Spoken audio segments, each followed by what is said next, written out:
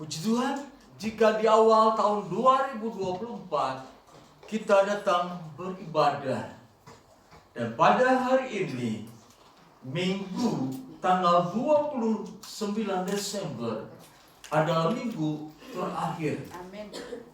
Dan puji Tuhan, kalau kita awal datang beribadah dan akhir tahun kita juga beribadah, ini merupakan suatu anugerah dan berkat yang daripada Tuhan. Hari-hari yang kita lalui, karena kita mempunyai masa depan yang memang sungguh ada dalam kehidupan kita. Masa depan itu diberikan Tuhan dalam kehidupan kita. Dan tidak hanya masa depan, harapan di dalam diri kita pun itu berasal dari Tuhan. Mari kita bangkit berdiri. Kita baca bersama-sama Amsal pasal 23 ayat 18. Amsal pasal 23 ayat 18. Karena masa depan sungguh ada dan harapanmu tidak akan hilang. Ulangi satu kali lagi. Karena masa depan sungguh ada dan harapanmu tidak akan hilang. Puji Tuhan, silakan dulu. Harapan berarti keinginan supaya menjadi kenyataan. Apa yang kita harapkan, firman Tuhan katakan tidak akan mengecewakan. Saudara yang kasih dalam nama Yesus Kristus, ketika orang percaya berharap kepada Tuhan, yang menjadi dasar pengharapan dalam kehidupan kita adalah Yesus Kristus. Tanpa Yesus Kristus, harapan kita tidak akan terlaksana. Sebab Yesus yang akan mengatur, Yesus yang akan mempersiapkan kita guna menikmati harapan yang kita ucapkan kepada Tuhan. Firman Allah berkata, harapanmu tidak akan hilang.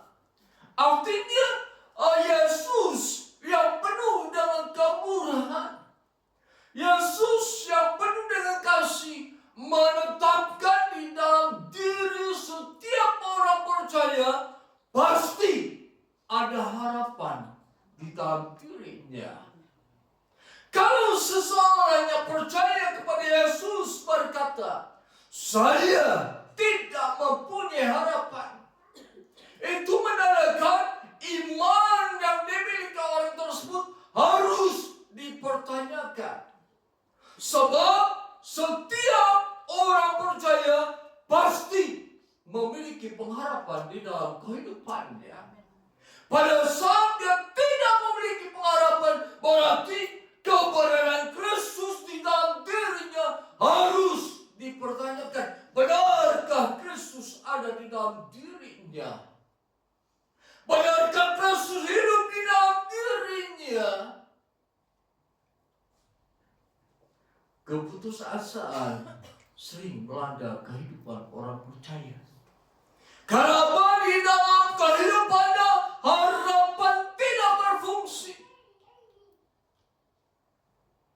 Putus asa. Karena di dalam dirinya lebih dikuasai permasalahan hidup. Sepatutnya orang percaya ketika menghadapi permasalahan hidup, fokus perhatian kehidupan mereka harus kepada Allah, bukan kepada permasalahan hidup. Seperti Daud dan Goliat. Daud tidak berfokus kepada Goliat yang besar, yang gagah perkasa, terlatih dalam hal berperang. Tetapi Daud berfokus kepada Allah, Allah yang Maha Besar.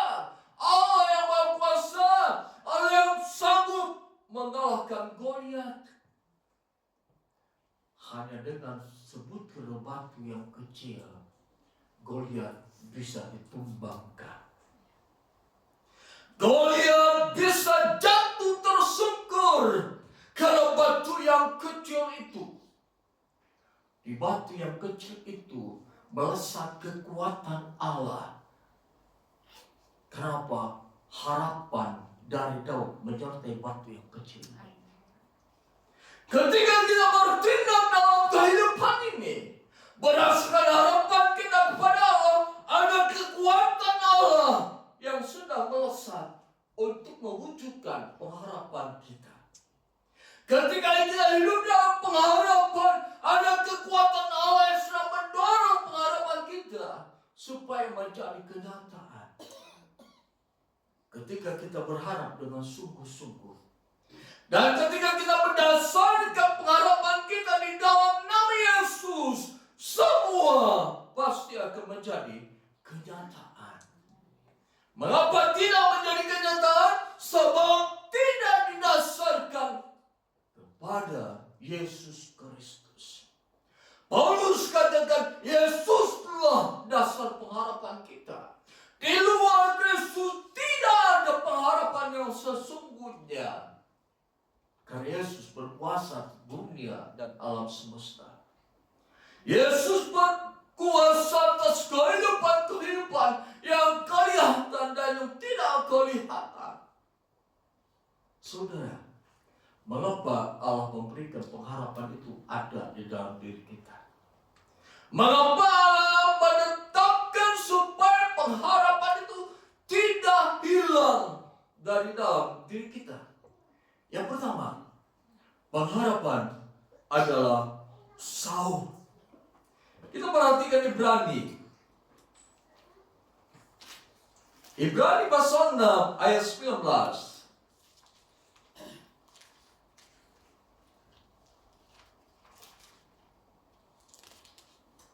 Demikian dikatakan firman Tuhan.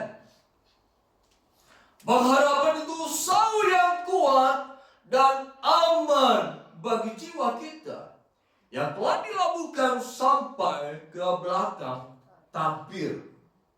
Saul artinya perangkat penambat kapal ke dasar perairan, baik itu laut, danau ataupun sungai, sehingga kapal tidak berpindah tempat sekalipun ada angin besar, arus dan gelombang. Atau seringkali kita berkata kapal memiliki jangkar yang akan diturunkan pada saat kapal itu mau berhenti dan menetap di perairan yang ditentukan. Paulus berkata, harapanmu bagaikan Saul yang dilemparkan ke dalam air. Saul itu terus turun sampai ke dasar laut. Saul itu akan mencongkram batu karang yang ada di dasar laut. Saul itu akan mengikat batu-batuan yang ada di dalam laut. Saul itu akan terikat dengan segala bentuk akar-akar tumbuhan yang ada di dalam laut. Sehingga pada saat angin datang, pada saat arus datang, pada saat gelombang air datang, karena Saul berada di dasar dan mengikat benda-benda yang ada di dasar laut, perairan, danau dan sungai, maka perahu itu tidak akan berpindah tempat. Orang Kristen yang memiliki pengharapan, yang didasarkan pengharapannya kepada Kristus, sungguh semakin lama dia merendahkan diri di hadapan Allah, semakin dia terus mendalami kehidupan kekristenan, semakin dalam dia berada di dalam Allah, dia kuat di dalam Allah dan tidak akan tergoncangkan dalam kehidupannya.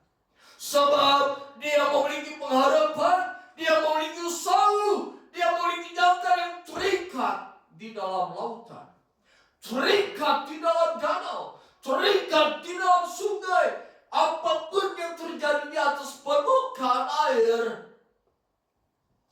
Saul itu tetap mengikat, dan mengikat. Artinya iman di dalam diri kita harus ditentukan oleh dasarnya yaitu Kristus. Kehidupan kita di dalam dunia harus berdasarkan apa? Yesus dalam kehidupan kita. Bukan berdasarkan data dan fakta. Aku berkekurangan pada saat ini. Jangan berfokus kepada kekurangan. Berfokus kepada Allah yang bisa mencukupkan segala kebutuhan hidup kita. Jangan berfokus kepada segala sesuatu yang menyusahkan kehidupan kita. Soal makan dan minum. Berfokuslah pada firman Tuhan. Carilah terlebih dahulu kerajaan Allah dan kebenarannya, maka semua itu akan diberikan kepadamu. Apalagi yang bersungguh-sungguh mencari Allah, sehingga engkau tidak berkecukupan, sehingga engkau tidak berkekurangan dalam kehidupan. Apa yang kau sungguh-sungguh dan benar-benar mencari Allah, sehingga firman itu terjadi dalam dirimu. Yesaya katakan, setiap firman yang keluar dari mulut Allah pasti terjadi. Setiap apa yang Allah katakan pasti terjadi. Yang menjadi penghambat dalam kehidupan kita, dosa dan pelanggar terhadap firman Allah. Ketika dosa kita lepaskan, ketika dosa kita buang, maka firman itu akan nyata dalam kehidupan kita. Bukan Allah terlambat untuk menolong kita. Bukan Allah berdiam diri. Bukan Allah menahan kebaikan untuk diberikan kepada kita. Tetapi ada penghambat dalam diri kita yang harus kita bereskan di hadapan Allah. Saul artinya perangkat pendapat kapal ke dasar perairan, baik laut, danau, dan sungai, sehingga kapal tidak berpindah tempat karena angin, arus, dan gelombang. Artinya kita akan menjadi orang yang kuat, menjadi orang yang kuat apapun permasalahan dalam kehidupan kita. Sebab ada pengharapan, ada Saul, ada jangkar yang mengikat kehidupan kita, yang tidak akan membiarkan kita terombang-ambing berpindah tempat. Keraguan-keraguan inilah yang menyebabkan kita terombang-ambing dalam kehidupan ini. Keraguan inilah yang menyebabkan kita berpindah dari kebiasaan-kebiasaan kita yang dulu dekat dengan Tuhan, sekarang tidak dekat dengan Tuhan. Yang dulu rajin berdoa, sekarang kurang rajin berdoa. Dulu menyembah Tuhan dengan sungguh-sungguh, sekarang tidak sungguh-sungguh. Dulu mau memberikan waktu bagi Tuhan, sekarang dipenuhi dengan kesibukan. Aku sibuk, tidak mempunyai waktu untuk berdoa. Tidak punya waktu untuk baca firman Tuhan. Tidak punya waktu untuk menyembah Tuhan. Saudara dan saya hidup karena Tuhan, bukan karena waktu. Tuhan berkuasa atas waktu saudara. Tuhan berkuasa atas rencana saudara. Tetapi satu hal yang perlu kita ketahui, jika kita memiliki pengharapan dan pengharapan itu tinggal di dalam kehidupan kita, kehidupan kita tidak akan digoncangkan oleh keadaan apapun. Saul berfungsi untuk menolong dan mengendalikan kapal selama cuaca buruk. Artinya di atas permukaan air, cuaca bisa buruk, banyak petir, banyak suara halilintar, tetapi karena ada sauh, ada jangkar yang terikat di dasar laut, di dasar danau, di dasar sungai, maka kapal itu akan bisa dikendalikan. Perahu kehidupan kita akan dikendalikan oleh sauh, oleh pengharapan yang ada di dalam diri kita. Bahagialah mereka yang hidup karena selalu berharap kepada Tuhan. Sebab firman Tuhan katakan, terkutuklah mereka yang mengandalkan manusia. Fungsi daripada sauh yang kedua, menjaga kapal aman dan nyaman di lokasi yang diinginkan. Artinya ketika kita memiliki pengharapan, kita berjalan terus sampai pengharapan terjadi. Ketika pengharapan terjadi, di sini kita aman, di sini kita nyaman. Pengharapan yang terkabul tidak akan dicuri oleh setan. Pengharapan yang terkabul tidak akan diacak-acak oleh setan. Pengharapan yang terkabul akan kita nikmati sepanjang kehidupan kita. Jadi ketika pengharapan ada dalam diri kita, kita mulai dengan pengharapan, kita akhiri dengan pengharapan, kita akhiri dengan kehidupan yang nyaman. Kita akhiri dengan kehidupan yang aman, sebab ada pengharapan dalam diri kita. Harapan melambangkan stabilitas. Artinya orang yang memiliki sauh, orang yang memiliki jangkar, orang yang memiliki harapan, hidupnya akan stabil. Dia tidak akan digoncang oleh permasalahan apapun. Dia tidak akan mengalami kerugian dalam hal apapun, sebab stabil, memiliki stabilitas dalam kehidupannya. Kuat, kokoh, tidak mudah digoncangkan oleh keadaan dunia dan segala isinya pada saat ini. Sauh atau jangkar melambangkan kekuatan. Orang yang berharap kepada Tuhan memiliki kekuatan Allah di dalam dirinya. Dia seperti burung raja-wali yang terbang tinggi mengatasi segala badai dalam kehidupan. Badai apapun yang menerpa kehidupannya, dia pasti bisa menghadapi badai itu. Karena ada kekuatan Allah di dalam dirinya. Dia tidak akan menjadi orang yang berputus asa. Dia tidak menjadi orang yang hilang pengharapan. Dia tidak menjadi orang yang mengkambingkan orang lain, mengkambing hitamkan orang lain karena sesuatu terjadi dalam dirinya. Orang yang memiliki pengharapan ada orang yang stabil dalam kehidupannya, stabil dalam bidang kerohanian, stabil dalam bidang jasmani, stabil dalam bidang manusia batinia, stabil dalam kehidupan manusia jasmaninya.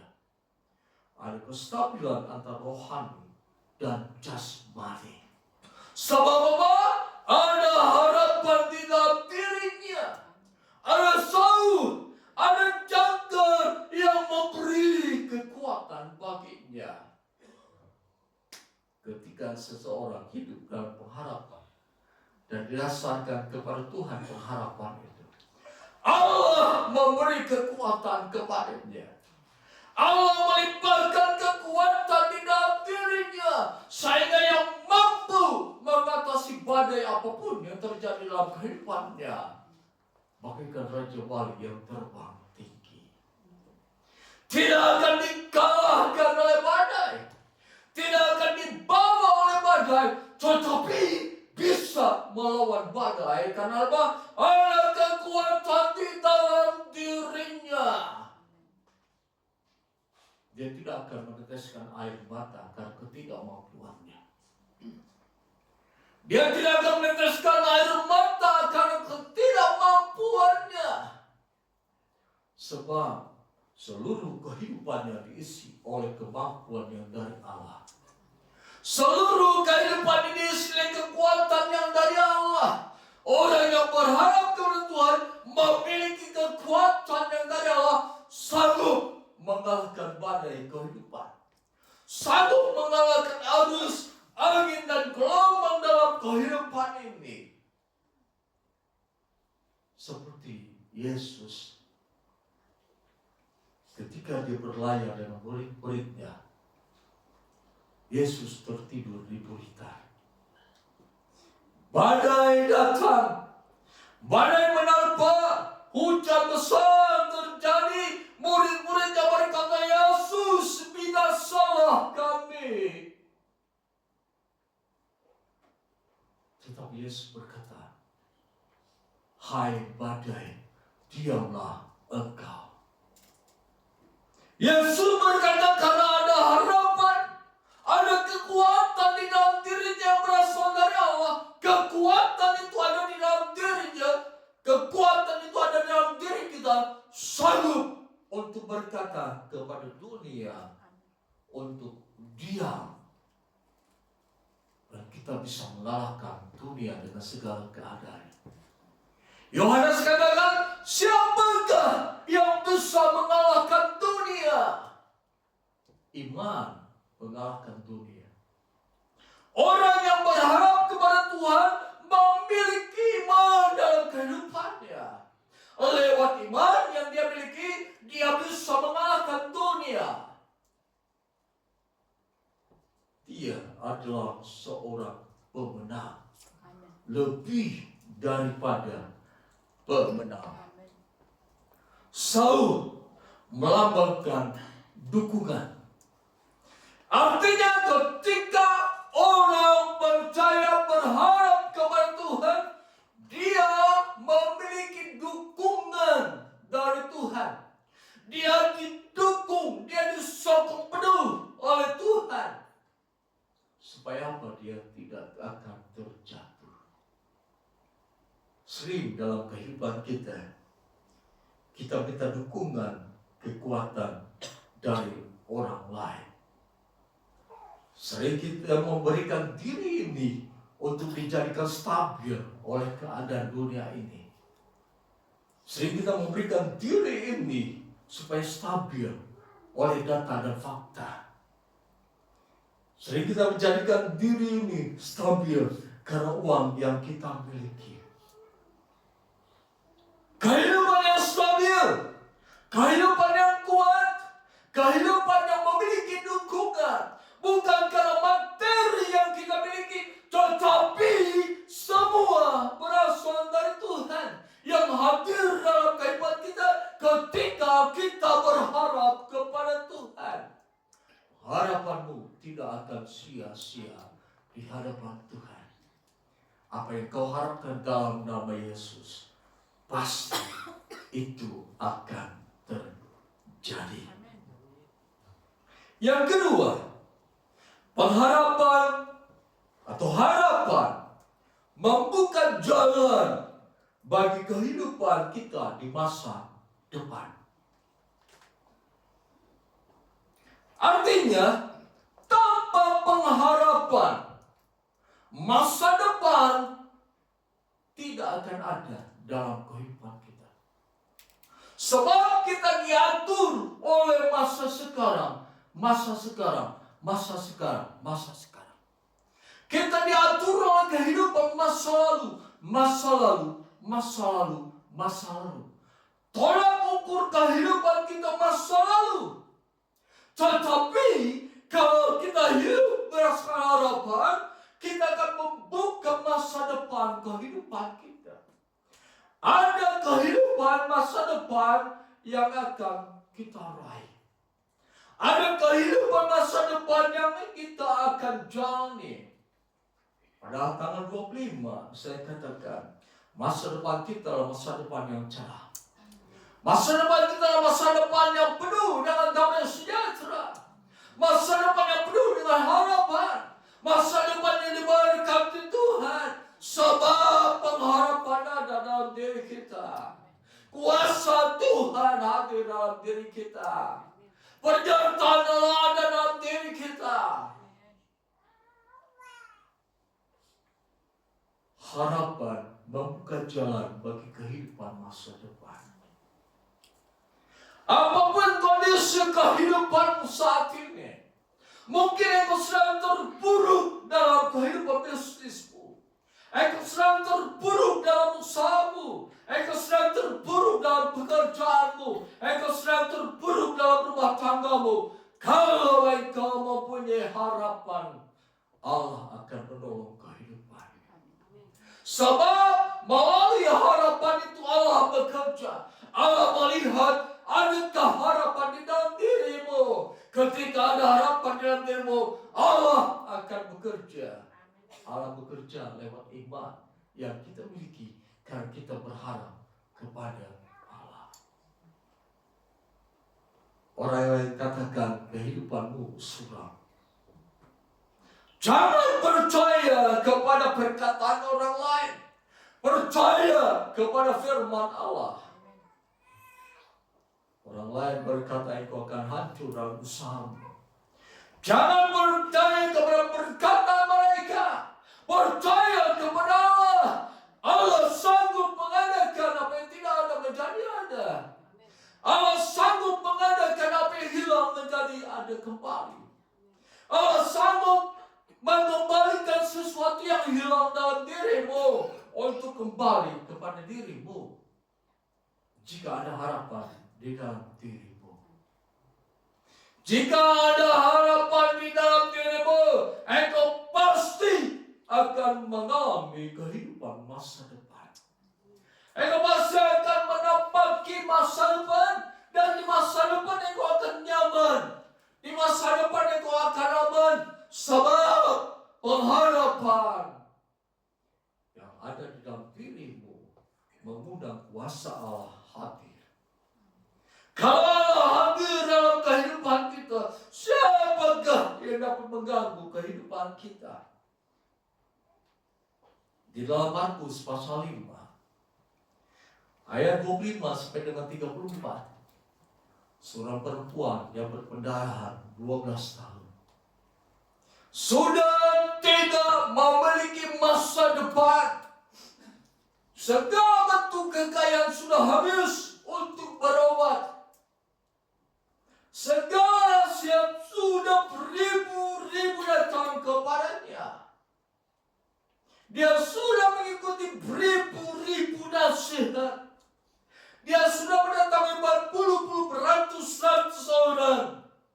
Yang orang lain katakan, engkau pasti akan sembuh lewat dukun tersebut. Engkau pasti akan sembuh lewat orang pintar tersebut. Tetapi selama itu wanita yang berpendarahan 2 tahun tidak mengalami apa yang dinamakan dengan kesembuhan. Tetapi ketika dia berharap kepada Tuhan, dia berjumpa dengan Tuhan, lalu dia menerobos kerumunan orang banyak. Dia memegang ujung jubah bajunya. Lalu pada saat itu ada kuasa Allah mengalir, kaki yang menjadi sembuh. Karena apa? Ada harapan di dalam dirinya. Sehingga dia memiliki masa depan. Hidup tanpa penyakit, hidup tanpa kesusahan, hidup tanpa diolok-olok, hidup tanpa aib di dalam dirinya. Karena ada harapan di dalam dirinya. Harapan membuka masa depan dalam kehidupannya. Dan dia memasuki masa depan itu dengan kehidupan nyaman dan kehidupan aman. Dia tidak dihina oleh orang lain. Hai perempuan berdosa, hai perempuan malang, hai perempuan yang hidup tidak benar, sehingga engkau mengalami pendarahan 12 dia menginjak masa depan dan kesembuhan dari Tuhan, dia hidup dalam keadaan nyaman dan aman. Pengharapan membuka jalan bagi kita untuk masuk kepada kehidupan di masa depan kita. Jangan sombong dengan rencana yang ada dalam dirimu. Jangan sombong dengan segala rencana di dalam dirimu. Sebab bukan rencana itu yang membawa engkau ke masa depan. Yang membawa engkau kepada masa depan. Kalau engkau mempunyai harapan dan engkau beriman kepada Tuhan.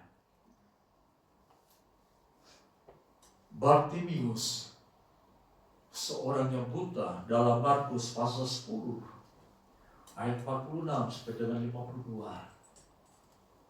Ketika Yesus dengan rombongan berjalan, Bartimius berkata, "Yesus, kasihanilah aku."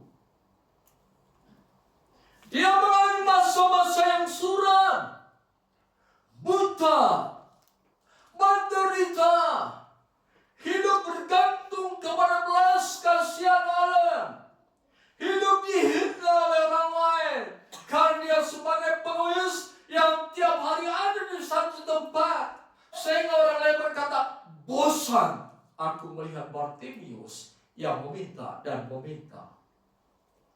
Keluarganya pun berkata, "Bartimius, engkau menjadi batu sandungan.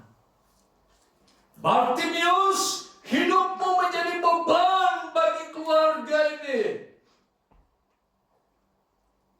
Bartimius memiliki harapan ketika dia mendengar Yesus. Ketika dia mendengar orang-orang memuji-muji Yesus dalam perjalanan itu. Ketika dia mendengar nama Yesus, harapan hadir di dalam kehidupannya. Harapan inilah yang menyebabkan Bartimius berteriak, "Yesus, kasihanilah aku." Lewat harapan inilah Yesus menutup masa yang suram. Yesus menutup masa yang telah lewat dan dia buka masa hidup yang baru. Bartimius menjalani kehidupan yang baru dengan mata yang sudah dicerahkan. Dia tidak menjadi pengemis lagi. Dia tidak menjadi peminta-minta lagi, tetapi menjadi pemberi kepada orang lain, menjadi penolong bagi yang lain, menjadi berkat bagi orang lain. 10 orang kusta dalam Lukas pasal 17. Mereka hidup terasing. Mereka hidup terhina. Mereka hidup tanpa pengharapan. Siapapun yang dijumpainya, orang itu akan berkata, "Najis, najis dan najis." Tetapi ketika Yesus hendak melewati jalan tersebut, orang kusta mendengar, Yesus sedang lewat. Yesus sedang lewat. Harapan yang diarahkan kepada keluarganya, harapan yang diarahkan kepada orang tuanya, kini dia robah.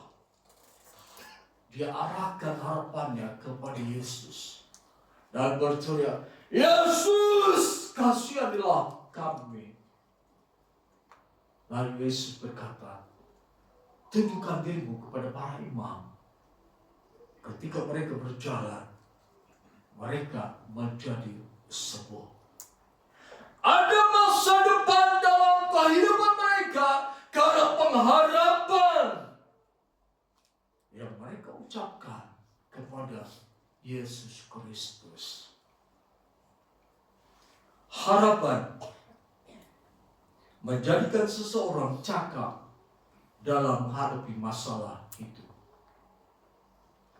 Orang yang memiliki pengharapan di dalam dirinya, dan mendasar pengharapan kepada Kristus, dia akan terus berhadapan dengan keadaan-keadaan dunia ini. Dia akan berhadapan dengan kejahatan dunia.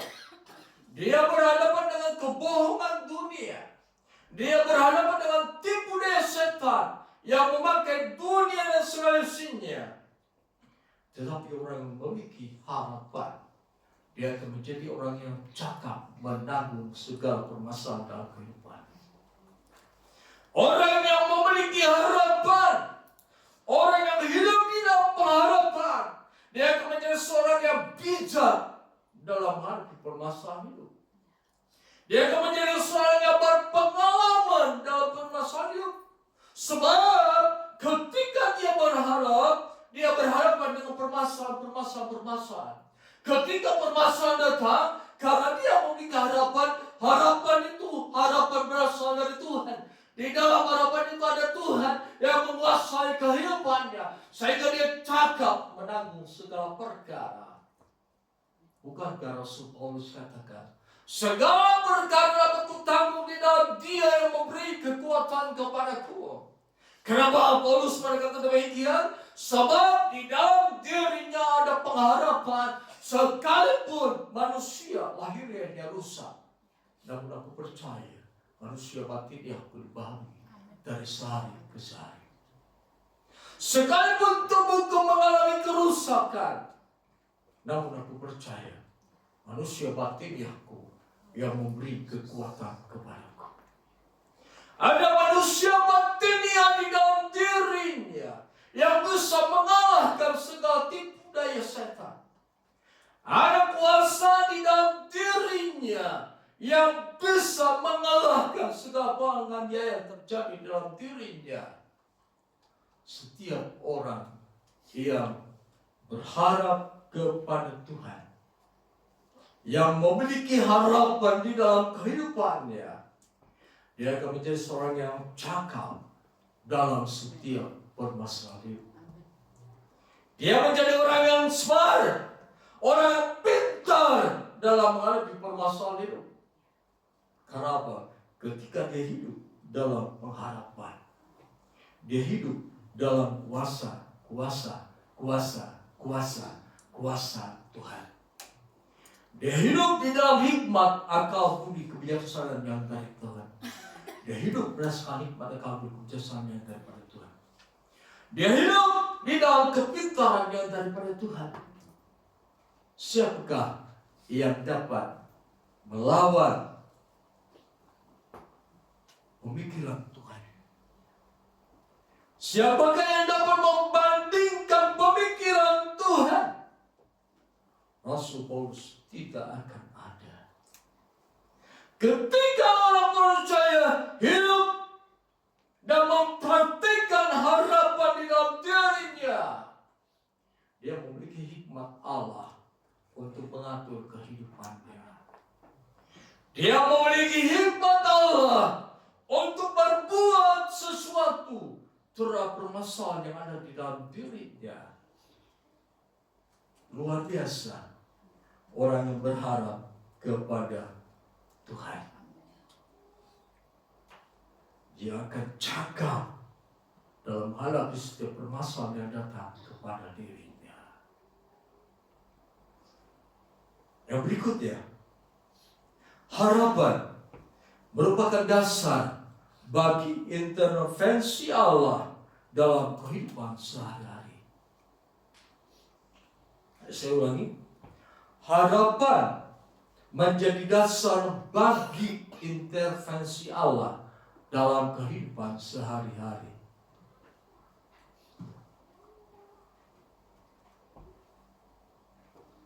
Dikatakan harapan adalah dasar bagi intervensi Allah.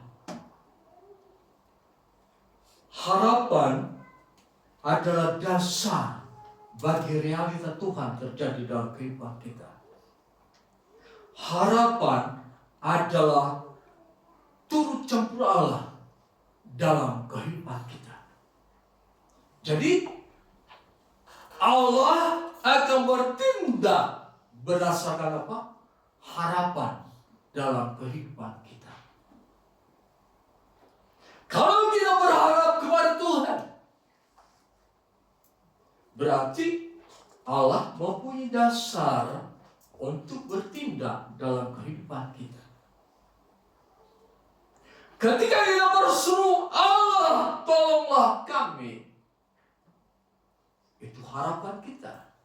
Allah mempunyai dasar berpijak untuk menolong kita.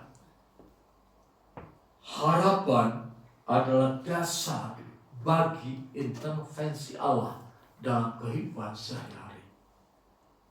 Dengan kata lain, Allah turut campur dalam kehidupan kita ketika kita hidup di dalam pengharapan.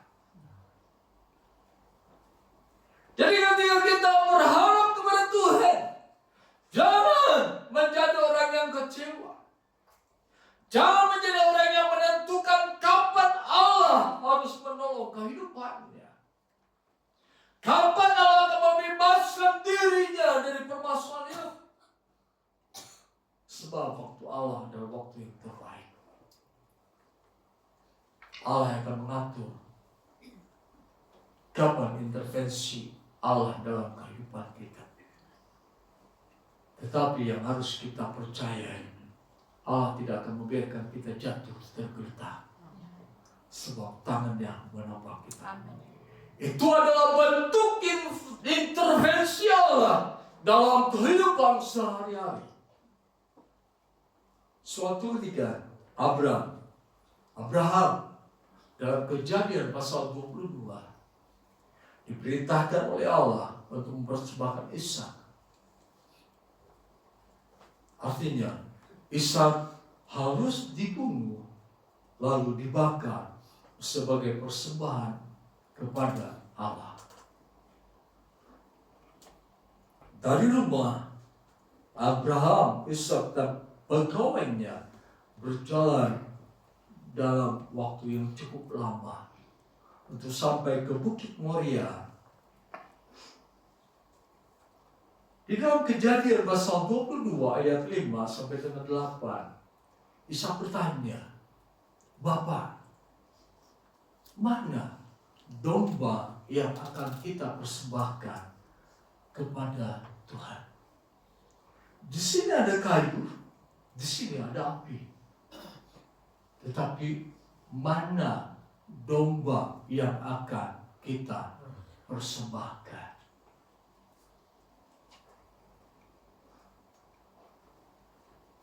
Lalu Abraham berkata, "Anakku, Allah yang akan menyediakannya bagi kita." Ketika Ishak sudah diangkat dan diletakkan di mezbah persembahan untuk dibunuh dan akan dibakar, Allah berkata, "Abraham, telah ketahui imanmu, janganlah kau lakukan itu." Lalu Abraham melihat seekor domba di dekat daerah di mana Ishak akan dipersembahkan. Inilah intervensi Allah dalam kehidupan Abraham. Kenapa? Abraham memiliki harapan. Dia berkata, Allah yang akan menyediakan. Kalau itu berkata, Allah akan menyediakan segala kebutuhan hidupku, maka intervensi Allah akan terjadi dalam kehidupan. Kalau engkau merasa mungkin mengalami kekurangan uang dan kau berkata, Allah akan mencukupkan, maka Allah akan intervensi dalam kehidupanmu untuk mencukupkan segala kebutuhanmu. Saudara yang dikasihi dalam nama Yesus Kristus, Sadrak, Mesak, dan Abednego, mereka akan dimasukkan ke dalam dograk karena mereka tidak mau menyembah kepada patung Nebukadnezar. Nebukadnezar berkata, siapa yang tidak menyembah patung akan dimasukkan ke dalam dograk ini. Tetapi Sadrak, Mesak, dan Abednego Dia tidak mau menyembah patung. Orang-orang lain menyembah patung. Sadrak, Mesak, Abednego tidak menyembah patung.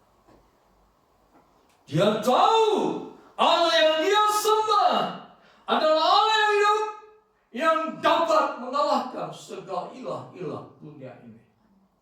Segala patung-patung dunia ini, segala dewa-dewa dunia ini bisa dikalahkan olehnya. Kemudian Sadrak, Mesak, dan Abednego ditangkap, diikat, dibawa ke dapur api, dan akan dicampakkan ke dalam dapur api yang sudah dipanaskan 7 kali lipat. Orang yang membawa mereka mati kepanasan. Tetapi Sadrak, Mesak, dan Abednego jatuh ke dalam dapur api itu, tetapi tidak mengalami kematian. Tidak ada baju atau pakaian yang terbakar. Sehelai rambut pun tidak terbakar. Kenapa? Ada intervensi Allah dalam kehidupan mereka. Intervensi Allah mengalahkan alam semesta. Yang dikatakan kalau api bisa membakar segala sesuatu.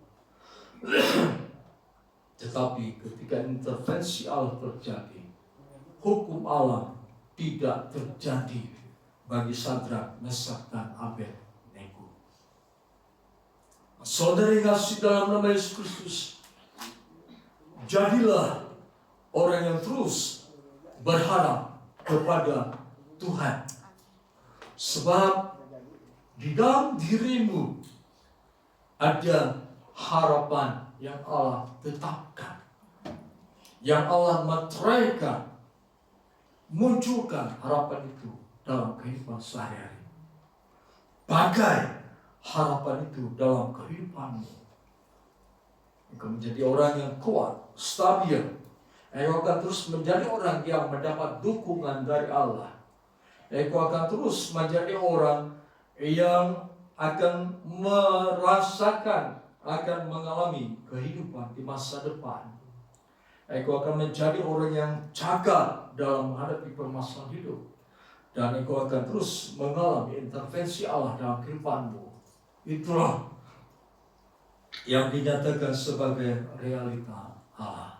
Sekian firman Tuhan.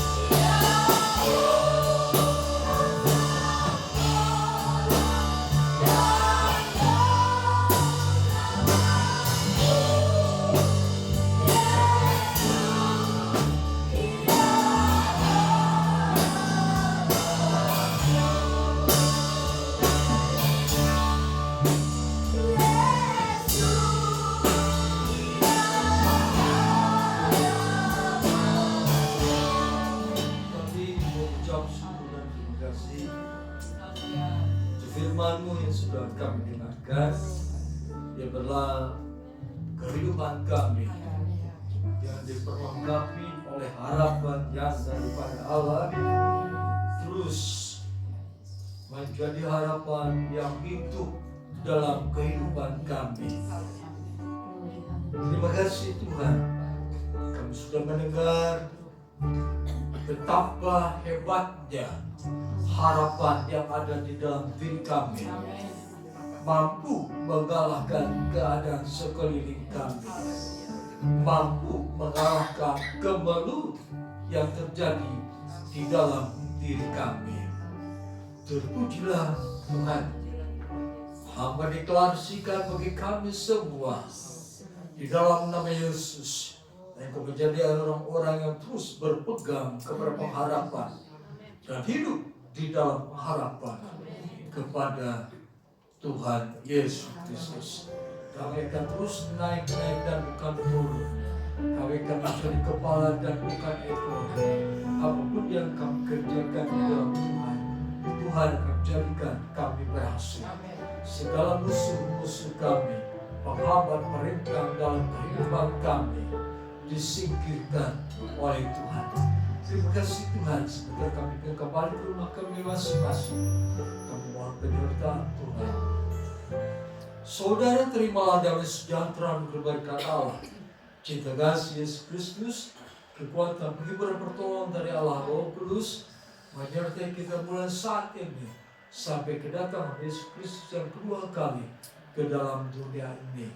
Di dalam nama Tuhan Yesus kami berdoa. Haleluya. Amin.